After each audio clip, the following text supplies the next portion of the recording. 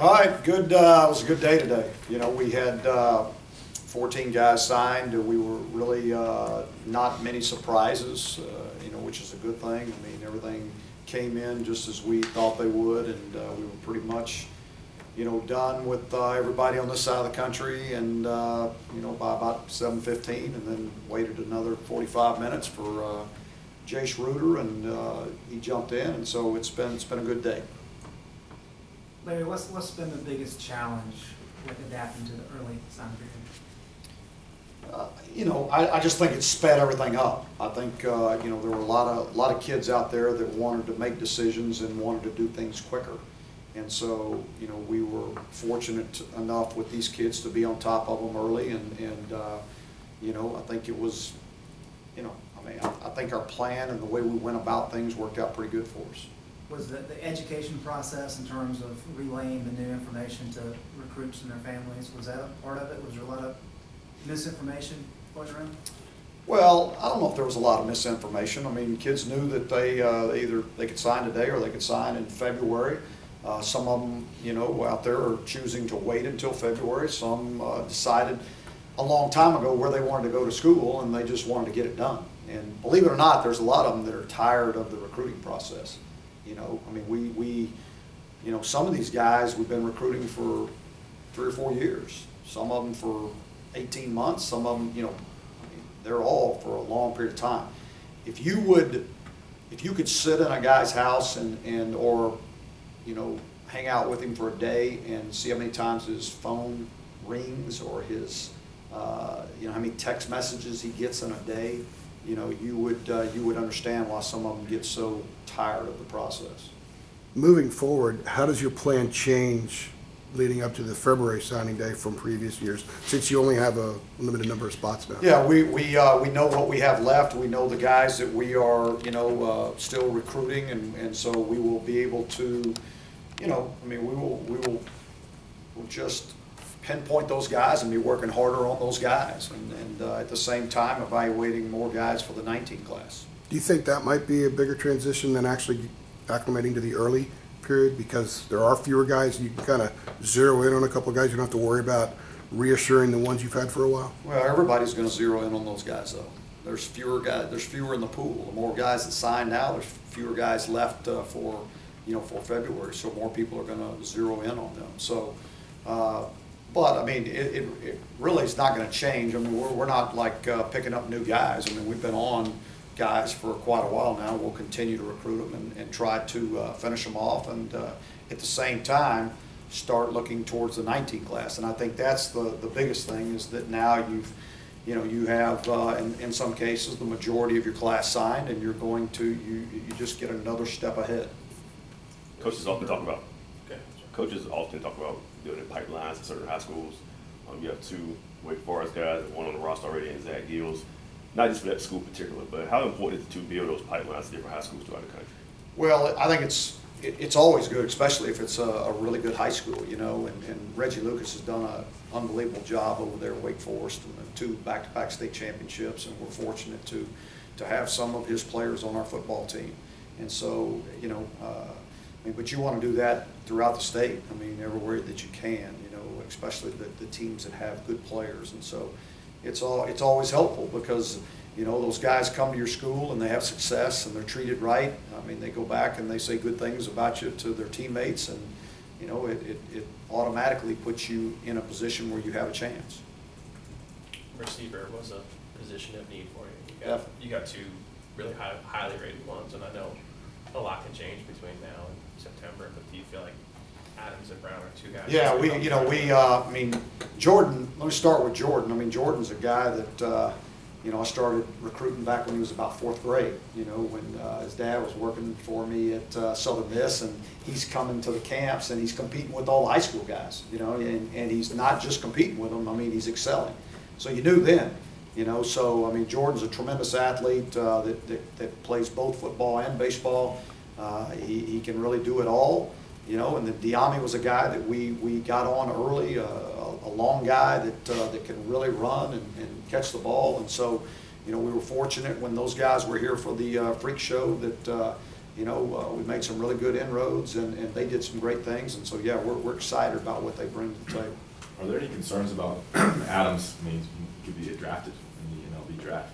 Yeah, He's baseball I mean, down it's there. a possibility. He's a really good baseball player. So, I mean, you know, but I mean, I don't really have anything that I can do about that. So, I mean, he's gonna play baseball, and if it doesn't, if that's not a part of it, the plan is for him to play baseball and play football here. How much was Mike Fox a part of, maybe not just his recruitment, but just kind of reassuring him that there'll be an opportunity there for? Yeah, I don't know how much they did on the baseball side of it, you know, because we don't recruit at the same time and everything. But I know they were, when we were recruiting Jordan, and we talked to them about whether they would like for him to be a part of the team. They were definitely for it. So, you know, so I'm sure that, you know, Mike and I will have to, and along with Deke, his dad, will sit down and probably map things out for, you know, for his future while he's here. How much do you expect Brown and Adams to help you next year, given the loss of the wide receiver and their immense talent? I mean, I'm and not just them. I mean, we expect all these guys. We really do. We talk to them. It's not, hey, come in here and red shirt and let's see what happens to you over the next 4 years. It's hey, we want you to come in with a mentality that you're going to compete for a job when you step foot on this campus. And, you know, we're going to develop you, but we want you to come in with the mentality that you're trying to earn a job. There's no pecking order. We don't care whether you're a freshman or a senior.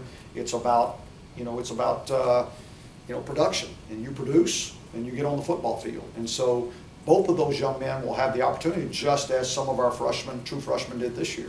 You know, they'll have an opportunity to show that the offense or the defense or the special team is better when they're on the field. And if that's the case, then they'll play. What do you like about the two quarterbacks you got? Obviously, one has been committed since June.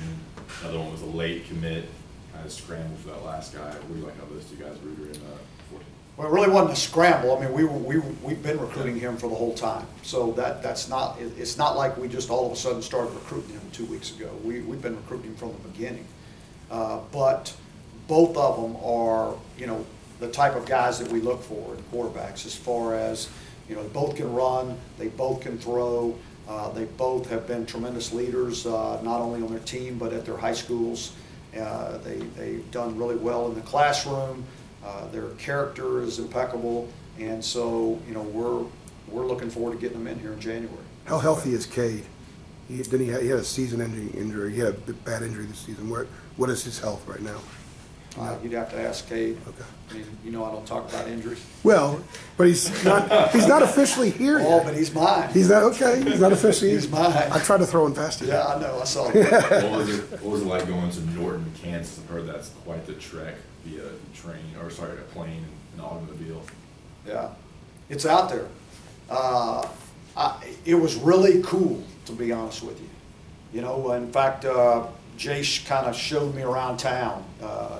Spent some time there, and he showed me around town. And I mean, you know, you got your courthouse, and you got the square, and you got the movie theater, right? You know, and everything is just right around the square, and it's like almost going back into the 50s. You know, I mean, it was really cool. I mean, we went and saw the house that had the most Christmas lights on it, and you know, it took about 5 minutes to see the town. You know, but you know, I think it's neat to see a kid that's raised in that environment, and you know, it'll be interesting as he comes to, you know, the University of North Carolina and everything that Chapel Hill has to offer. You know, I told him as well as a lot of these guys, you know, my challenge is for you to get more out of the university than the university gets out of you.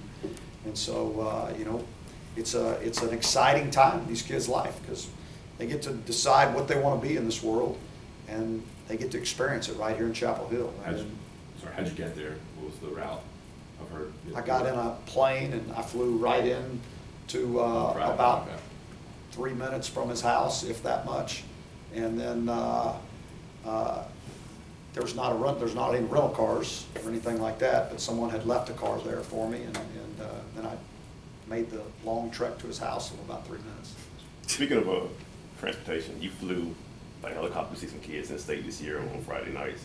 Did any of those kids, when talking to you, like, Coach, that's pretty cool you flew into that football Oh stadium? yeah, every single one of them think that's pretty cool. I mean, and it's you know, I mean, you don't travel in a helicopter all the time, so it's you know, I enjoy it because I'm able to get to multiple schools at one time. So I can get to, you know, and see one school, get up and go see another one immediately, and that's the only way you could possibly do that, you know, is you're trying to get to kids in the state.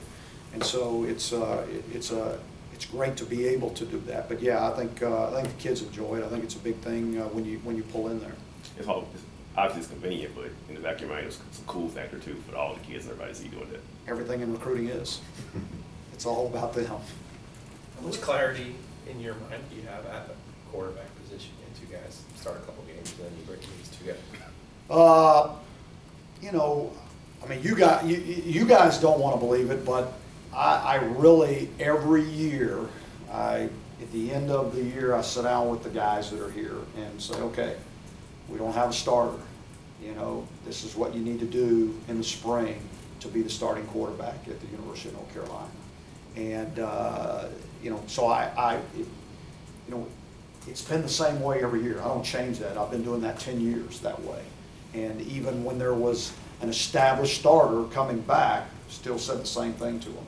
And the things that I think they needed to work on and the things they need to do to improve so that they could be the starter for the next year. Because really, you know, 17's gone, and we're about talking about the 18 team.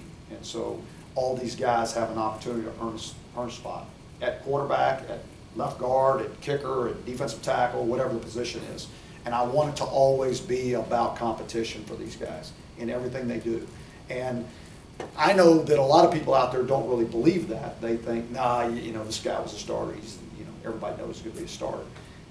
And sometimes it works out that way, but sometimes it doesn't. So, you know, I don't want anybody resting on their laurels. I want them all competing all the time. Javonte Williams had a highly accomplished high school career, but how long was he on your radar? You guys just offered him, I think, about a week ago, and he was on our radar. I mean, he came to camp in the summer and worked out at safety with us, and just was not what we were looking for at the safety position. And his senior year, we started keeping up with him and what he was doing at the running back position. You know, we were like, oh wow, you know, I mean, he does fit that mode now, you know, because he's 5'9", 212 pounds, and you know, rushed for, you know, a bunch of yards and led his team to a state championship, was MVP, and all those things. So, you know, not to, you know, and then the off the field things are probably the thing that put him over the top. I mean, because he's such a great young man with you know, such a high GPA and wants to be a anesthesiologist. I mean, yeah, we're excited about him, we really are. You've been doing this a long time, but you know, when you get close to signing day, some guys that have committed, they take visits elsewhere. For example, Chris Collins went down to Miami. Have you gotten to a point where you just kind of, you know, worry about stuff like that, or does it still keep you up at night wondering how the trip went and how he's going to respond to that? Because you also had something this past weekend with another kid. I don't think that I'll ever get to the point where I will just sit back and say, yeah, no problem. Well, I mean, like, does it stress you the same now as it did 10 years ago? It stresses me the same, yes, very much so. Yeah, every single one of these guys stresses me.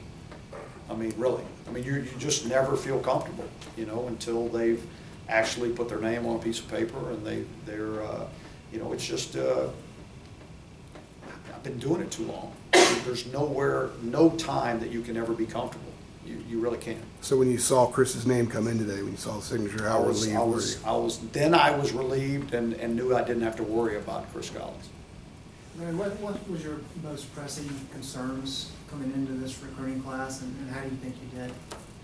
Well, I mean, this class isn't done, so that's hard to say right now. I'm happy with where we're at right now. I really am. You know, we knew we did what we expected today, you know, and we know what we have to do the rest of the way. And so now we will focus on that. And, you know, after February 7th, I'll be able to tell you if we've completed that task. When the concept of an early signing period came out a few months ago, it was met with a lot of negativity. Do you think that perception will start to change any now that you and a lot of other coaches have gone through their first one? And do you just accept it as the new normal? Well, I think there's going to be criticism no matter what. I think some guys are going to like it and some guys aren't going to like it. And that's just about with every rule and anytime you have any change. But, you know, to me, it just doesn't, whether I like it or not, really doesn't matter. This is the way it is, so we better make the best of it. And so that's the way we approach it. You know, we may complain about it, you know, we may not like it, but I don't necessarily like driving 55 either, you know, but that's the law. So, you know, you got to make the best of it, and that's just the way it works. And so, you know, until they change it, we'll deal with it. Would you like to see an earlier period? Gavin said August. Well, originally, that's kind of where I was, is that before camp started. So you didn't have to, you know, if you had 10 guys that wanted to come to your school at the end of the summer, let them sign, and so they don't have to deal with it anymore, and the high school coach doesn't have to deal with it anymore, and you don't have, you know. I don't know. I'm even just here at this point, I see how much faster things are happening, you know, on December 20th. And I don't know. I don't know if it's good or not. I really don't know. How many? I don't know the answer. I'm sorry. How many of these 14 are going to be here in a few weeks, next month? I think we have 6 guys that are going to be here at the semester break. You said you were happy with where you're at. Everyone loves signing day. I get Right. that, but this feels like a win for you. These guys that you bought in. I do. So, I mean, I really do feel good, Joe. I mean, it's, you know. I should say in contrast to the season that you had. You know what I'm saying? This Oh, feels like yeah, a win. yeah. I mean, heck, that was very, very much so. Yeah, I'll agree with you. Yeah, it was a tough year. So it was, you know. But I will say this: it wasn't like we got out on the road and kids, when we went in to talk to them, they thought that the sky was falling in. I mean, they know what's going on. They see what we're doing with the program, and so there weren't any problems in that situation. Larry, you mentioned midway through the year that you're going to take a bigger role in kind of the play calling type of situation. Are you happy with the structure, with how the play calling is taking place, with Cap being involved and Heck being involved? Yeah, I'm fine with it. Do you anticipate changing that moving forward for next year? No, not as of right now, no. Coaches always talk about locking down the state. I mean, every coach in the UNC is always trying to do that. Everyone wants to do that. Every coach in every state Yeah, wants you to do that, want to right? recruit your backyard, obviously, to use some buzzwords. Y'all signed 4 of the top 20 in the state, and obviously, I mean, a guy in your backyard decommitted, went to the rival. I mean, what happened there? If you can talk on that, and how do you think you did in state? I think we did great. I'm happy that every single one of these guys that we have on our roster from the state of North Carolina, and we got to continue to recruit the state of North Carolina as hard as we possibly can, because there's great players here, and we want to keep these kids at home. All right. Anything else? Thank you, folks. Thank you, Coach Fedora. Thanks, Coach.